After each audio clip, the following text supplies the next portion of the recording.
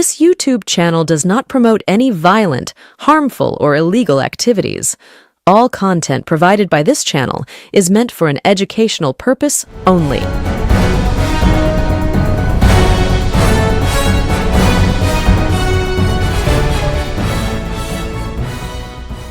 একদিন ফেসবুক বা YouTube scroll করতে করতে হঠাৎ করেই চোখ আটকে যায় একটা ইন্টারভিউ দেখে। কোন এক ব্যক্তি পুরোহিত গোছের, তিনি তার দেয়া এক ইন্টারভিউতে বলছেন, বিজেপির বাংলা জয় বিজেপির জন্য অত্যন্ত দুঃখের কারণ হতে চলেছে। এবার তার সপক্ষে তিনি নানান যুক্তি দিচ্ছেন, কিন্তু কানে খুব খটকা লেগেছিল যে বাংলা জয়, যেই বাংলা বিজেপি কোনোদিনও জয় করতে পারেনি, সেই বাংলায় প্রথমবারের জন্য বিজেপি সরকার ক্ষমতায় এসছে। আর তারপরে এই ব্যক্তি পাগলের মতো বলে দিচ্ছেন বাংলা জয় বিজেপির জন্য দুঃখের কারণ হতে চলেছে। গোটা ভারতবর্ষের বিভিন্ন রাজ্যে বিজেপি ক্ষমতায় বারংবার এসছে, কিন্তু বাংলায় কখনো আসেনি। বরং বলতে যায় বাংলা জয় করেছে মানে বিজেপি সাংগঠনিকভাবে গোটা ভারতবর্ষের মধ্যে কতটা শক্তিশালী হয়েছে তার প্রমাণ বাংলা জয়। এই পাগলের মতো কথা বলছে বিজেপির বাংলা জয় বিজেপির জন্য দুঃখের কারণ হতে চলেছে, বা বাংলা জয়ই নাকি বিজেপির পতনের শুরু। প্রথমে মনে হয়েছিল যে ব্যক্তিটি পাগলের মতো কথা বলছে। স্ক্রল করে এগিয়ে গিয়েছিলাম, তিনি তার কথার সপক্ষে কি যুক্তি দিয়েছেন শোনার কোনো ইচ্ছাই আমার জাগেনি, তার কারণ মনে হয়েছিল ফালতু কথা বলছে, অত্যন্ত বিজেপি বিরোধী একজন লোক, সেই কারণে এই কথা বলছে। কিন্তু যত দিন এগোচ্ছে, সেই ব্যক্তি যার ইন্টারভিউ শুনেছিলাম, যাকে চিনি না জানি না, তার কথাটা কানে বাজছে। অনেক চেষ্টা করেছিলাম খোঁজার, সেই ব্যক্তির ইন্টারভিউ পুরোটা দেখার, খুঁজে পাইনি। আর কেন বলছি তার কারণ, 2029 লোকসভা নির্বাচন এখনো পর্যন্ত ঠিক নয় যে নরেন্দ্র মোদী বিজেপির মুখ হবেন কিনা লোকসভা নির্বাচনে 2029 সালে যা হতে চলেছে। কিন্তু যদি 2029 লোকসভা নির্বাচনে বিজেপির মুখ নরেন্দ্র মোদী হন, তাহলে সেই নির্বাচন নরেন্দ্র মোদীর কাছে অত্যন্ত কঠিন একটি নির্বাচন হতে চলেছে। হয়তো নরেন্দ্র মোদীর এই দীর্ঘ দিনের বা তিনটি টার্ম 14, 19, 24 পরপর তিনটি টার্ম যে তিনি প্রধানমন্ত্রী হয়েছেন, তার প্রধানমন্ত্রীত্বের সমাপন ঘটবে 2029 সালের লোকসভা নির্বাচনের মাধ্যমে।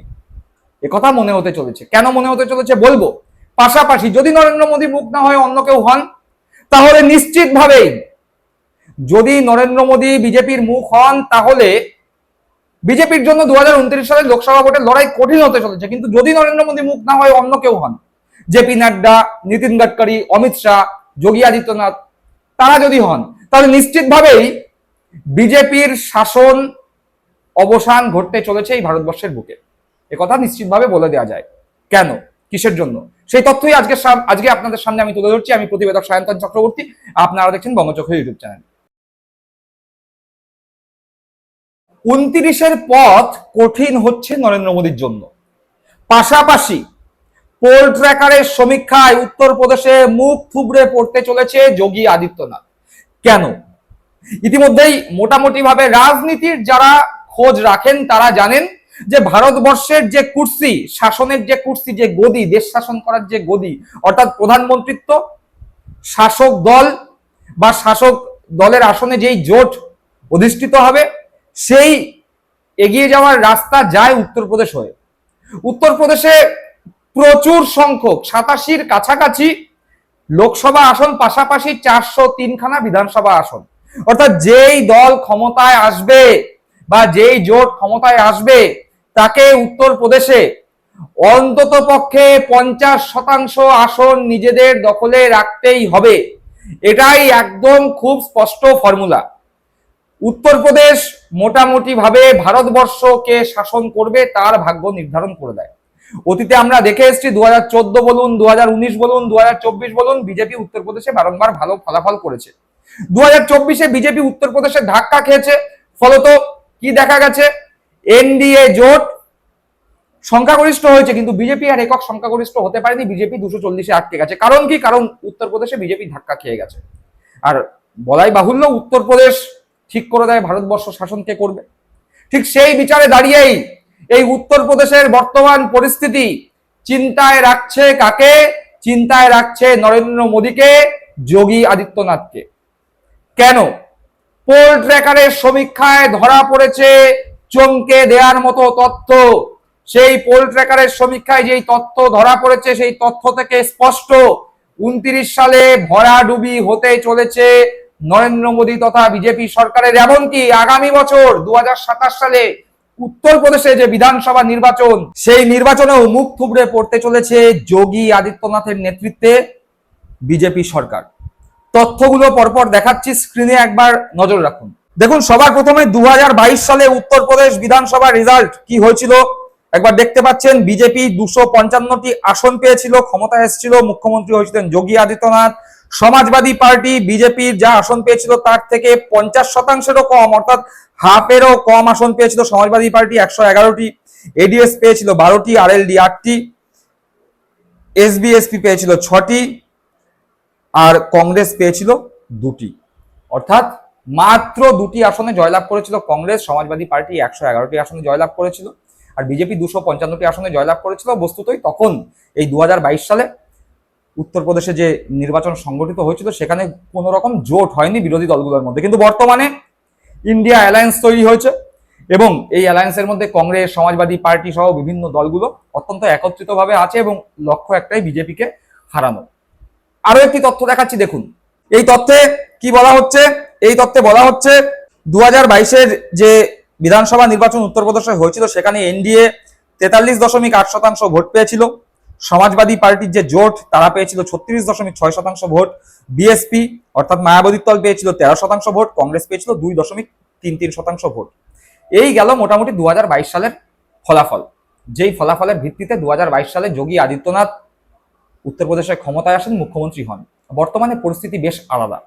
বর্তমানে যোগী আদিত্যনাথের বিরুদ্ধে, বিজেপির বিরুদ্ধে প্রতিষ্ঠান বিরোধী একটা হাওয়া চলছে।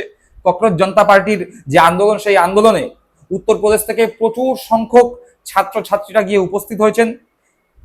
সমাজবাদী পার্টির যে সুপ্রিমো অখিলেশ যাদবের নেতৃত্বে উত্তরপ্রদেশে বিরোধী রাজনীতি একদম সরগরম। ভয়ঙ্কর চ্যালেঞ্জের সামনে বিজেপি তথা যোগী আদিত্যনাথ। পাশাপাশি এই উত্তরপ্রদেশ থেকে বিজেপি লোকসভা নির্বাচনে কতগুলো আসন জিতেছিল দেখুন। 2024 লোকসভা নির্বাচনে এখানে ইন্ডিয়া জোট, অর্থাৎ কংগ্রেস, সমাজবাদী পার্টি, তৃণমূল, আপ মিলিয়ে যেই জোট হয়েছিল সেই জোট, ইন্ডিয়া জোট পেয়েছিল 43টি আসন, যার মধ্যে সমাজবাদী পার্টি 37টি, কংগ্রেস 6টি। এনডিএ জোট, বিজেপির জোট, তারা পেয়েছিল 36টি আসন, বিজেপি এককভাবে 33টি, আরএলডি 2টি, এডিএস 1টি এবং অন্যান্যরা পেয়েছিল 1টি। অর্থাৎ মোটের ওপর বলে দেওয়া যায় যে উত্তরপ্রদেশে যে লোকসভার আসন রয়েছিল তার মধ্যে 43টি গেছিল ইন্ডিয়া ব্লকে, আর 37টি ছিল বিজেপির জন্য বা এনডিএর জন্য। এবার যে কথা বলছিলাম যে মোটের ওপর 2024 সালে উত্তরপ্রদেশে প্রথম প্রতিষ্ঠান বিরোধিতার একটা স্বাদ কিন্তু বিজেপি পেয়ে গিয়েছিল। সেই প্রতিষ্ঠান বিরোধিতা ধীরে ধীরে প্রতিদিন বাড়ছে, বিজেপির বিরুদ্ধে হাওয়া তৈরি হচ্ছে। ককরোচ জনতা পার্টির আন্দোলনের পরে সেই হাওয়া আরো বেশি জোরে বইতে শুরু করেছে এবং ঠিক এই রকম সময়ই একটি সংস্থা পোল ট্র্যাকার তারা সমীক্ষা চালিয়েছে উত্তরপ্রদেশের বুকে। জুলাই থেকে অগাস্ট মাস জুড়ে এই সমীক্ষা হয়েছে, অর্থাৎ জুলাইয়ের মাঝামাঝি থেকে অগাস্টের মাঝামাঝি পর্যন্ত সমীক্ষা হয়েছে এবং সেই সমীক্ষায় ধরা পড়েছে এমন তথ্য, যেই তথ্য বিজেপির রাতের ঘুম উড়িয়ে দিচ্ছে। বিজেপির হাতছাড়া হতে চলেছে উত্তরপ্রদেশের কুর্সি। দেখুন সেই তথ্যে কি বলছে। দেখুন উত্তরপ্রদেশের তথ্যে যেই তথ্য ধরা পড়েছে পোল ট্র্যাকারের সমীক্ষায়, সেখানে বলা হচ্ছে যে বিজেপির এনডিএ জোট 160 থেকে 182টি আসন পাওয়ার জায়গায় রয়েছে। 39 থেকে 45% ভোট তারা পেতে পারে। ইন্ডিয়া জোট অর্থাৎ সমাজবাদী পার্টি, যেখানে মূল দল, তারা 212 থেকে 229টি আসন পাওয়ার জায়গায় রয়েছে এবং তারা 44 থেকে 49% ভোট পেতে পারে। বিএসপি মায়াবতীর দল 8 থেকে 9টি আসন পেতে পারে, 2 থেকে 2.5% ভোট, এবং অন্যান্যরা 1 থেকে 5টি আসন পেতে পারে, 0.5 থেকে 1.12% ভোট। টোটাল 403টির মধ্যে বিজেপি সর্বোচ্চ 182টি পাওয়ার জায়গায় এবং ইন্ডিয়া জোট সর্বনিম্ন 212টি আসন পাওয়ার জায়গায় রয়েছে। অর্থাৎ মোটামুটি ভাবে উত্তরপ্রদেশের কুর্সি বিজেপির হাত থেকে চলে যাচ্ছে, পতন ঘটছে। যোগী আদিত্যনাথের পোল ট্র্যাকারের সমীক্ষায় এই তথ্যই ধরা পড়েছে। পাশাপাশি উত্তরপ্রদেশে লোকসভা নির্বাচন যদি অনুষ্ঠিত হয় এই মুহূর্তে, তাহলে কি ফলাফল হতে চলেছে, পোল ট্র্যাকারের সমীক্ষায় কি ধরা পড়েছে একবার সেই তথ্যও দেখুন। সেই তথ্যে বলছে যে যদি এই মুহূর্তে যদি লোকসভা নির্বাচন হয় বা 2027 সালে বিধানসভা ভোটের নিরিখেই যদি লোকসভা নির্বাচন হয়, সেক্ষেত্রে ইন্ডিয়া জোট 44 থেকে 49% ভোট পেতে পারে এবং 45টি আসন পেতে পারে। 44 থেকে 49% ভোট পেতে পারে এবং 45টি লোকসভা আসন পেতে পারে। বিজেপি এনডিএ জোট 37টি আসন পেয়েছিল, সেখান থেকে তারা নেমে 35টি আসনে নেমে আসতে পারে, 39 থেকে 45% ভোট পেতে পারে। মোটের ওপর বোঝাই যাচ্ছে উত্তরপ্রদেশ হাওয়া কিন্তু বিজেপির বিপক্ষে প্রচন্ড পরিমাণে বইছে। আর যে কথা বলা হয় ভারতবর্ষের কুর্সিতে যে বসবে তা ঠিক করে দেয় উত্তরপ্রদেশ। উত্তরপ্রদেশ হয়েই ভারতবর্ষের শাসনের যে মসনদ, সেই মসনদে যাওয়ার রাস্তা তৈরি হয়। ফলতই এবার সেই মসনদে বিজেপি যেতে পারছে না। পোল ট্র্যাকারের সমীক্ষায় সেই তথ্যই ধরা পড়েছে উত্তরপ্রদেশের নিরিখে। দর্শক বন্ধুরা, আপনারা কি মনে করছেন অবশ্যই কমেন্ট বক্সে কমেন্ট করে জানাবেন। সকলে ভালো থাকবেন, সুস্থ থাকবেন। জয় হিন্দ, বন্দে মাতরম।